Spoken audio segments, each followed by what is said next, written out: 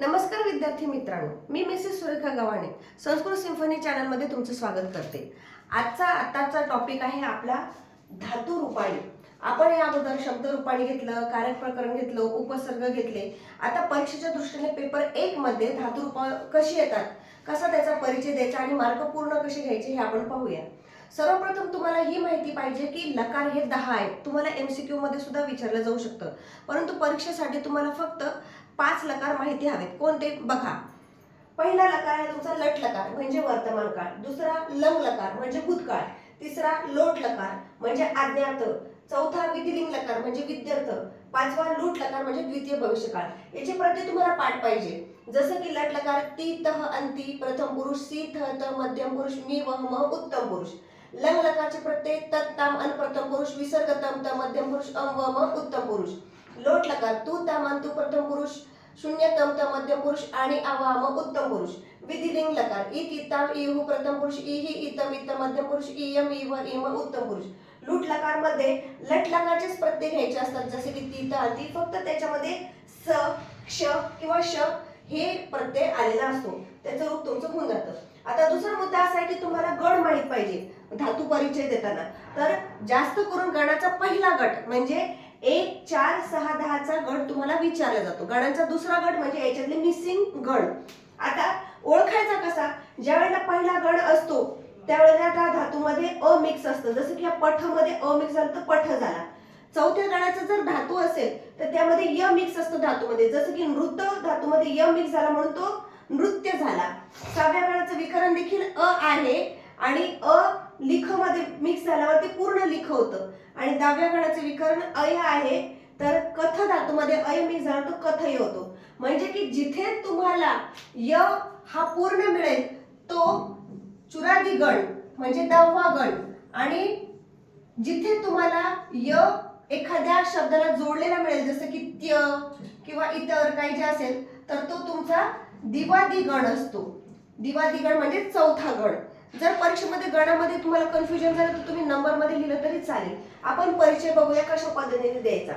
तर धातू परिचय देत असताना मूळ धातू यायला पाहिजे अगोदर, नंतर त्याचा गण यायला पाहिजे, मग पद यायला पाहिजे, मग लकार यायला पाहिजे, मग पुरुष यायला पाहिजे आणि मग वचन यायला पाहिजे। उदाहरणार्थ जर भवंती, भवंती हा जर तुम्हाला धातू आला तर मूळ धातू आहे त्याचा भू भव। धातू लिहत असताना प्रत्येक वेळेला त्याचा पाय मोडला जाणार, कारण आपण गण विकरण काढलेलं असतं। मग भू भव गण भ्वादी गण आहे। भ्वादी म्हणजे भू पासून पुढे चालणारे धातू, म्हणून भ्वादी याला प्रत्यय लागलेला परस्मय पदाचा, म्हणून परस्मय पद। लकार आहे लट लकार, प्रथम पुरुष, पुरुष आहे प्रथम पुरुष एकवचन म्हणजे भवती भवतः भवंती। दुसरं घेऊया आपण अकथेत। ज्या वेळेला लंग लकार असतो बाळांनो त्यावेळेला धातूच्या अगोदर अ कंपल्सरी लागलेला असतो, पण उपसर्ग जर लागले तर त्याचा संधी नियमाप्रमाणे शब्द बदलतो, जसं की नि अधिक वस न्यवस असं त्याचं रूप बनतं भूतकाळामध्ये। एक उदाहरण दिलं, पण मोस्टली ज्या वेळेला अ आला तर त्यावेळेला तुम्ही ओळखून घ्यायचं की हा लंग लकार आहे। मग कथ इथे या सेपरेट आला, या सेपरेट आला म्हणजे तुमचा धातू आहे चुरादी गण म्हणजे 10वा गण, म्हणून धातू निघेल। आता या य वर आणि याच्यावर मी जर हा ठेवला तर कथ, आणि अ वर जर ठेवला तरी मधात आपल्याला कथ मिळतो, म्हणजे एक सोपी ट्रिक आहे। मग कथ 10वा गण म्हणजे चुरादी गण, परस्मय पद, लंग लकार, प्रथम पुरुष एकवचन। त्याच्यानंतर पश्यतू आला। आता पश्यतू हा दृश्य पश्य पाहणे हा धातू आहे, इथे य लागला म्हणून तो चौथ्या गणाचा नाही, तो मूळच धातू तसाच आहे। मग दृश्य पश्य याचा पाय मोडलेला पाहिजे। पहिला गण म्हणजे भ्वादी, परस्मय पद, लोट लकार, प्रथम पुरुष एकवचन।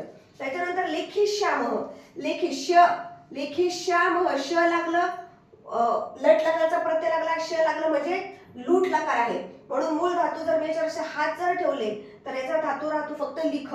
मग लिख 6वा गण, 6व्या गणाला तुदादी म्हणतात, परस्मय पद, लूट लकार, उत्तम पुरुष एकवचन, मी वह मह उत्तम पुरुष। आता पुन्हा मी एक भव्य येऊ घेतला का, तर भू भव धातूचे रूप जास्त विचारले जातात, म्हणून भू भव प्रथम गण भ्वादी, परस्मय पद, विधिलिंग लकार, प्रथम पुरुष एकवचन। एक गोष्ट लक्षात ठेवा, जेव्हा विधिलिंग लकार येतो इत इताम इयु, तर या ईचा मात्रा होतो इत, मी लिहून दाखवते तुम्हाला, इताम इयुहु, इत इताम इयुहु। मी जर या भव मध्ये इत टाकलं तर या ईचा मात्रा होतो अ आणि ई, म्हणून भवेत। एक गोष्ट लक्षात ठेवा, ज्या वेळेला ई असेल विधिलिंग लकार म्हणजे वर जर तुम्हाला मात्रा दिसला आणि त जर दिसलं पुढे की भवेत, भवेता, भवेयु, मात्रा दिसला की तिथं विधिलिंग लकार होईल. अशा पद्धतीनं तुम्ही या 5 लकारांमध्ये अशा पद्धतीनं परिचय देऊ शकतात धातूचा आणि 5 पैकी 5 गुण घेऊ शकतात. खूप खूप धन्यवाद तुम्ही माझा व्हिडिओ पाहिल्याबद्दल. माझ्या चॅनलला लाईक करा, सबस्क्राईब करा आणि शेअर करा. धन्यवाद. स्क्रीनशॉट घेतात त्याचा.